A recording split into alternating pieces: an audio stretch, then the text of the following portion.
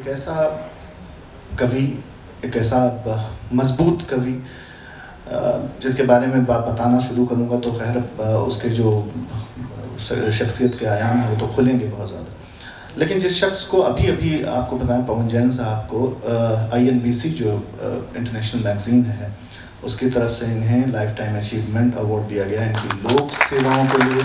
ऐसा कवि जिसकी मुझे यहाँ तक याद पड़ता है कि जब ये लाल किले से मुशायरे और कवि सम्मेलन तो चले आ रहे हैं बरसों से, लेकिन जब पहली बार ये बदला गया क्रम कि मुशायरों की सदारत कोई कवि करेगा और कवि सम्मेलन की सदारत कोई मुशायरा करेगा, तो उसमें जो मुशायरा हुआ था उसकी सदारत पवन जैन साहब। व्यंग के हवाले से तो आप जिस तरह से वो उनकी मैंने बताया था कि वो उन्होंने फिल्म भी बनाई, लेकिन एक संवेदनशील हृदय जब कविताएं लिखता है, देशभक्ति तो खैर ये है, और वो देशभक्ति नहीं है जो आप देख रखते हैं पाकिस्तान उड़ा दो फला कर दो, वो सब नहीं है।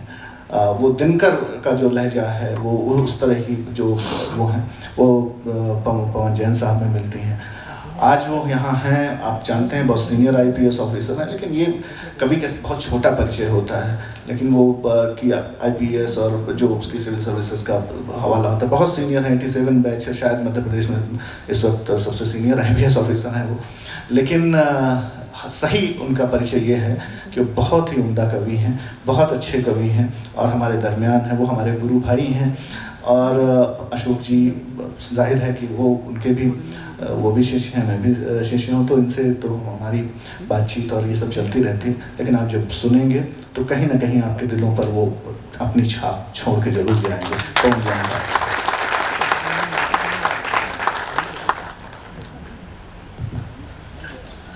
बहुत बहुत शुक्रिया रंजीत, इतना मेरा परिचय दिया, मैं उसके काबिल तो नहीं हूँ। कह सकता हूँ कि हमारे अधिकारियों को ये अभिमान है कि गोविंद मिश्र हमारे बीच से हैं और भोपाल को भी ये गर्व है कि वो हमारे शहर में रहते हैं। हिंदी माँ का बेटा हूँ, विज्ञान का विद्यार्थी हूँ, पर एक मेरे लिए भी एक फख्र की बात है कि सिविल सेवा में विज्ञान के किसी विषय को हिंदी माध्यम से, मैंने भौतिक शास्त्र को 1986 की सिविल सेवा में हिंदी माध्यम से लिखा और मुझे गर्व है कि मैं पहला भारतीय था जिसने किसी विज्ञान के विषय को हिंदी माध्यम से लिखा। निश्चित रूप से मेरे 3 बैचमेट यहाँ हैं, लेखा कुमार उस पार हैं और मनोज इस पार हैं। और आज बहुत अच्छा लगा, मेरे एक साथी जिनके साथ मैंने शुरुआती सफ़र किया था मध्य प्रदेश में, जब मैं आया रायसेन जिले में ASP था तो मुक्तेश वासने साहब हमारे साथ SDM थे और आज उसकी बिटिया मंच संचालन कर रही थी, तो लगा कि उम्र के इस पड़ाव पर हम लोग पहुंच गए हैं। मैं दोस्तों जब भी कहीं जाता हूं, पिछले 35 साल से एक बात पूरी शिद्दत और अभिमान के साथ करता हूं कि मेरी एक भावना और एक कामना है। पिछले 30-35 साल से मैंने उस पीड़ा को जिया भी है और पूरी दुनिया में गाया भी है कि मेरी एक ही भावना और एक कामना है कि जीते जी हिंदुस्तान में ऐसे भी दिन आए कि होली, दिवाली, ईद, दशहरा और बैसाखी पुलिस वाले भी अपने परिवार के साथ मनाएं। सब लोग कहते हैं कि पुलिस और कविता, तब मैं इन पंक्तियों के साथ अपनी बात रखना चाहता हूं। बंद हो थाने के पट, बंद हो थाने के पट, ऐसा कभी होता नहीं। शहर सोए चैन से, बस इसलिए सोता नहीं। शहर सोए चैन से, बस इसलिए सोता नहीं। कर्म पथ में है मिले मुझको मगर कांटे बहुत। आदमी हूं कैसे कह दूं मैं कभी रोता नहीं। दोस्तों, एक कविता मैं उस काल के लिए कहना चाहता हूं। इस पिछले 16-17 महीने के काल में एक चीज तो प्रकृति ने इंसान को बताई है कि तुम्हारी औकात क्या है। एक अदृश्य वायरस है और 750 करोड़ लोग या तो डरे हैं या दुबके हैं। आज भी जिस तरह लोगों के मुंह पर हम लोग नकाब देखते हैं तो इसी शहर के बड़े शायर रशीद वद्र की ये पंक्तियां याद आ जाती हैं। कोई हाथ भी न मिलाएगा जो गले मिलोगे तपाक से, ये नए मिजाज का शहर है, जरा फासले से मिला कर। इस कोरोना काल में दोस्तों, पूरी दुनिया में मानवता के जो दो सबसे बड़े प्रहरी बन के उभरे। हमने तमाम युद्ध तो देखे हैं जब दूसरों की जान लेने के लिए गोलियां चलाई जाती हैं, मशीन गनें बरसाई जाती हैं, लेकिन ऐसा युद्ध लड़ा दो हमारे सेनानियों ने। एक सफेद वर्दी के वो डॉक्टर जो दिन रात अस्पतालों में रहे हमें बचाने के लिए, और मुझे फक्र है ये कहने में कि हमारे खाकी के सिपाही भी थे जो इस इंतजाम में थे कि आप घरों में रहें, महफूज रहें। और जिस पर हिंदुस्तान गर्व कर सकता है वो ये बात है कि इस कोरोना काल में हमारे 1485 डॉक्टरों ने कुर्बानी दी है। और सिपाही होने के नाते मुझे भी ये फक्र है कि 2200 पुलिस वालों ने इस कोरोना काल में दूसरों की जान की हिफाजत के लिए अपनी शहादत दी। तब मैं उनके लिए कहना चाहता हूं, उन सारे लोगों के लिए, कौन कहता है सो गए हो तुम? कौन कहता है सो गए हो तुम? सारे वतन के हो गए हो तुम। अब मैं आपको वर्तमान में लाना चाहता हूं। अभी तीसरी लहर की बात चल रही है, लेकिन हम इन लोगों को ना भूलें जिन्होंने पहली और दूसरी लहर में हमारी हिफाजत की है।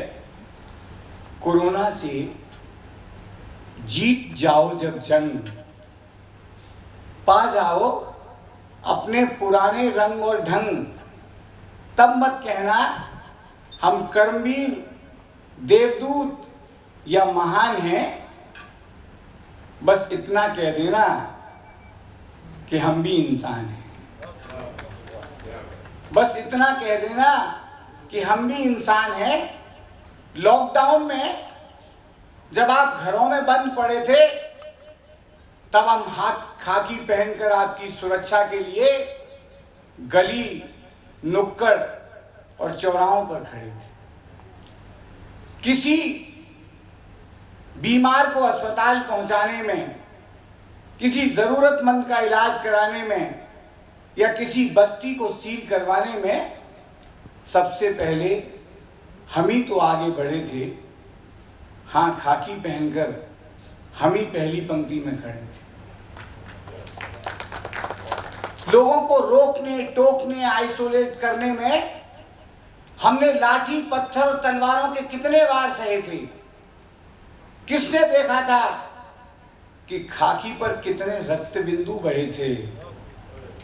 डॉक्टरों और सफाई कर्मियों को छोड़ बाकी सभी तो इस वायरस से सहमे और डरे थे, मगर तब भी हम मुस्तैद होकर वर्दी पहनकर खड़े थे। बंद था शहर, बंद थी दुकानें, सन्नाटा भारी था। हर नाजुक मौके पर पहुंचा वर्दीधारी था। लोगों का परिवार बचाने घंटों गश्त लगाते थे, पर अपने परिवार की खातिर हफ्तों घर नहीं जाते थे। हमारे भी हजारों साथी इस महामारी की चपेट में पड़े थे, मगर फिर भी हम वर्दी पहनकर अपने फर्ज पर अड़े थे। और अंतिम पंक्तियां निवेदित करना चाहता हूं हमारे मित्र सूरत से। भाई दच्छेस हैं, वाइस चांसलर रहे यूनिवर्सिटी में, अभी महामहिम के प्रमुख सलाहकार हैं, उनको अर्पित है ये अंतिम पंक्तियां। मुझे भी लगती है भूख और प्यास, मुझे भी लगती है भूख और प्यास। वाहनों के धुएं में मेरी भी घुटती है सांस। वाहनों के धुएं में मेरी भी घुटती है सांस।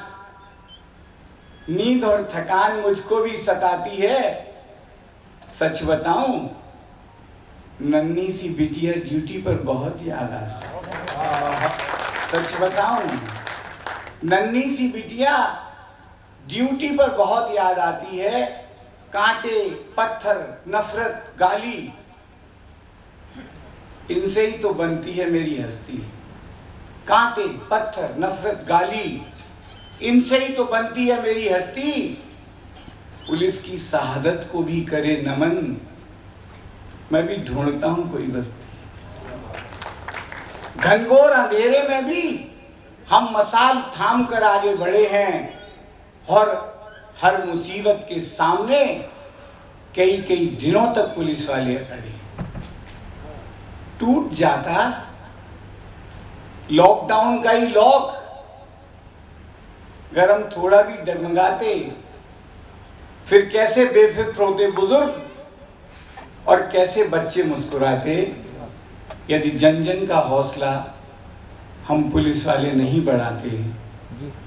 कोरोना से जीत जाओ जब जंग, तब मत कहना हम कर्मवीर, देवदूत या महान हैं। बस इतना कह देना कि हम भी इंसान हैं। बस इतना कह देना कि हम भी इंसान हैं।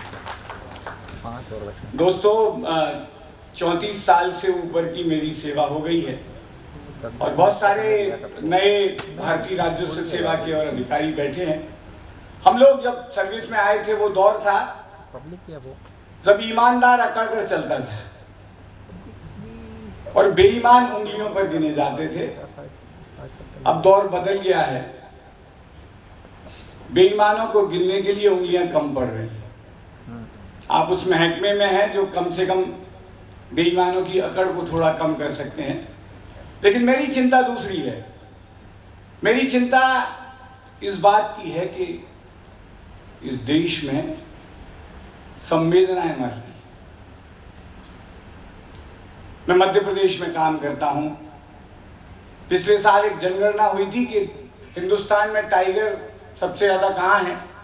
दुनिया में जब बात आती है तो सबसे ज्यादा टाइगर हिंदुस्तान में होते हैं, और हिंदुस्तान की बात आती है तो मध्य प्रदेश को ये गर्व है कि सबसे ज्यादा टाइगर हमारे फॉरेस्ट एरिया में, हमारे जंगलों में रहते हैं। और उसके माध्यम से जब भी आप कभी जंगलों में गए होंगे, एक दृश्य चित्र आपकी संवेदनाओं की दहरी पे रखना चाहता हूं कि जब भी आप बांधवगढ़, कान्हा, जिम कॉर्बेट, गिर कहीं भी जाएं, जंगल में ऐसे दृश्य चित्र आम होते हैं जब नन्हे चीतल को मारकर शेर शावक खा रहे होते हैं, और उनकी माँ शेरनी उन्हें दुलारती है, उन्हें चाटती है, लेकिन थोड़ी दूर झाड़ी में खड़ी डरी और सहमी उस चीतल की माँ अपनी बेबसी पर आंसू बहा रही होती है। दोस्तों, ये जंगल है, और जंगल में एक माँ की चीख है, दूसरी माँ को सुनाई नहीं देती। लेकिन हम जंगल में नहीं, बस्ती में रहते हैं, गांव, मोहल्ले, शहर में। अगर हमने किसी बेटी बहन की चीख नहीं सुनी तो हम में और जंगल के जानवर में कोई अंतर नहीं है। यदि दिल्ली में किसी दामिनी, भोपाल में किसी काजल, मेरठ में किसी इमराना और बॉम्बे में किसी गुड़िया की चीख नहीं सुनी तो हमें खुद को इंसान कहने का हक नहीं रह जाए। हम मानव हैं, हमको माँ की चीख सुनाई दे, फूलों पत्तों में जीवन का रूप दिखाई दे। जंगल में अच्छे लगते हैं जंगल के कानून, इंसानों की बस्ती है कुछ फर्क दिखाई दे। इंसानों की बस्ती है कुछ फर्क दिखाई दे। सब लोगों को अपनी सीमा में पढ़ना है। एक कविता मैं और कहना चाहता हूँ, और इसलिए कहना चाहता हूँ कि 57 साल की मेरी उम्र में मैंने ये मंजर देखा है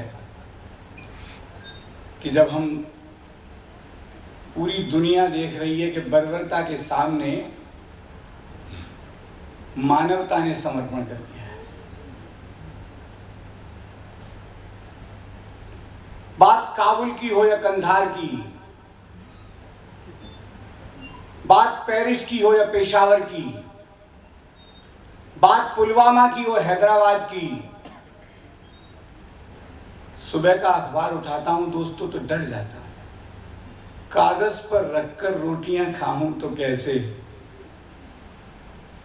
खून से लथपथ आता है अखबार आजकल। दोस्तों बदलता कुछ नहीं है। पिछले 30 साल में हमने सैकड़ों मंजर देखे हैं। बदलती है सिर्फ तारीख, बदलते हैं सिर्फ ठिकाने, बदलती है मरने वालों की तादाद और बढ़ती हैं घायलों की चीखें। मुझे मालूम है कि बम विस्फोट में मरने वाले चिट्ठी नहीं लिख सकते, लेकिन मैं करुणा के धरातल का विस्तार करना चाहता हूं और बम विस्फोट में मारे गए एक मासूम की चिट्ठी कवि की कल्पना से आपके बीच पढ़ना चाहता हूं। बम विस्फोट के बाद पेरिस हो, पेशावर हो या पुलवामा, काबुल हो, कंधार हो या हैदराबाद, दिल्ली हो, मुंबई या अहमदाबाद, हर जगह का एक सा है सूरत हाल। एक घटना स्थल पर मुझे मिली एक कटी फटी चिट्ठी। उसमें लिखा था, एक मरने वाले ने अपने दिल का हाल, उठाए थे कुछ सवाल। वो बम विस्फोट करने वाले भाई, वो फिदायीन आता ताई,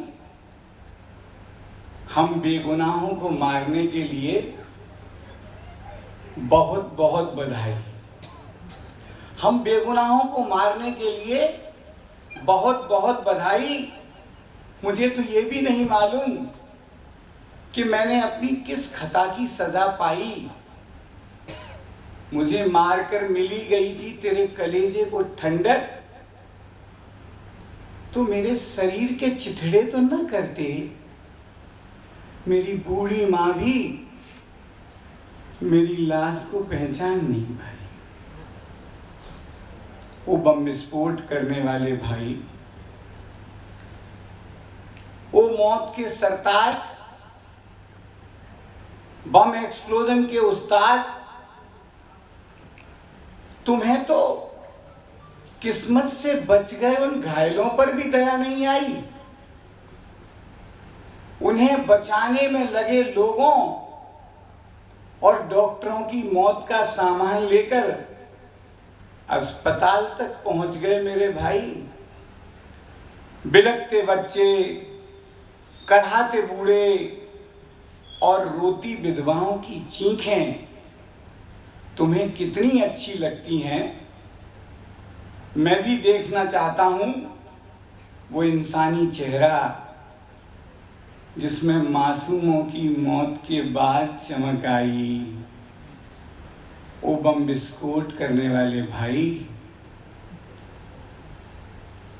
मेरे मशीन गन धारी मारणहार,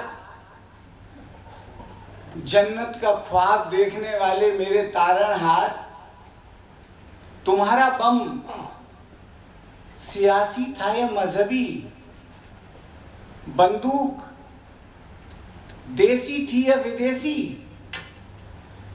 हमें उड़ाने से पहले कुछ तो खुलासा कर जाते। अब मेरी मौत से फायदा किसको मिलेगा मेरे भाई? कौन करेगा इन गुमनाम चिताओं पर बोटों की सिकाई? वो बम विस्फोट करने वाले भाई। गांधी के मुल्क का अदना सिपाही उन्हें धन्यवाद देना चाहता है जो उसकी मौत का पैगाम लाए हैं। हे यम के बम अवतार, मृत्यु लोक के नए आविष्कार, तुम्हें ट्रेनिंग और बारूद देने वाले तुम्हारे आकाओं को भी निवेदित है मेरा अंतिम नमन मेरे भाई। एक नया शहर, एक नई बस्ती, एक नया स्कूल उजाड़ने को बहुत ज़रूरी है इनकी हौसला अफजाई। मुझे मारकर तुम खुश तो बहुत हो ना, है ना मेरे भाई? मेरी जिंदगी न सही, मेरी मौत तुम्हारे किसी काम तो आई। ओ बम विस्फोट करने वाले भाई। अंतिम पंक्तियां निवेदित हैं मेरे मीडिया के मित्रों के लिए। तुम भी सुनो, तुम भी सुनो, ओ लोकतंत्र के पहरेदारों, चौथे स्तंभ के कलमकारों, सबसे तेज और सनसनीखेज मेरे खबर नवीस भाई। मेरे शरीर के हर लोथड़े के बाद, मेरे शरीर के हर लोथड़े के बाद नया विज्ञापन, बहते खून से भी की तुमने खूब कमाई। और किसी की मौत पर कभी हंसी, कभी सामान और कभी नंगई बेचते, तुम्हारी जुबान एक बार भी नहीं लड़खड़ाई। कितनी अभागी है,